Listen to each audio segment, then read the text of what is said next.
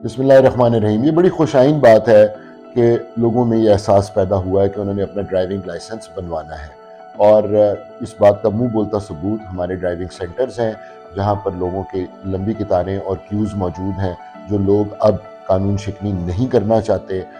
मेरा पैगाम नौजवान नस्ल को भी है, ये मेरी ही नौजवान नस्ल है, कि आप फौरी तौर पर अपने ड्राइविंग लाइसेंसेस बनवाइए।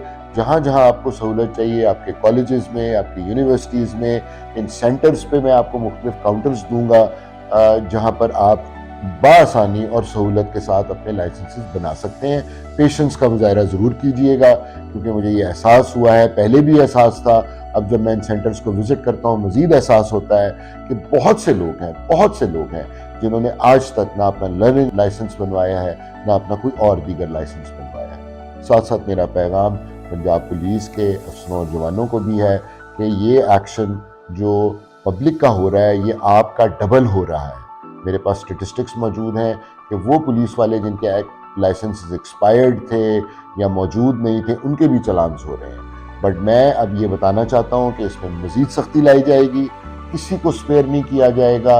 अगर आपके लाइसेंसेस एक्सपायर्ड हैं या किसी वजह से आपके पास मौजूद नहीं है, उनकी फ़ौरन तजदीद करवाइए, उनको फ़ौरन हासिल कीजिए, और जहाँ पर कोई सहूलत की रिक्वायरमेंट है ड्यूटी की वजह से, वहाँ मोबाइल वैन्स भेज सकते हैं, वरना ऑफ ड्यूटी आप इन सेंटर्स पे आके बनवाइए, क्योंकि चालान और बाकी कार्रवाई के अलावा महकमाना कार्रवाई भी पुलिस के अफसरों जवानों के खिलाफ होगी।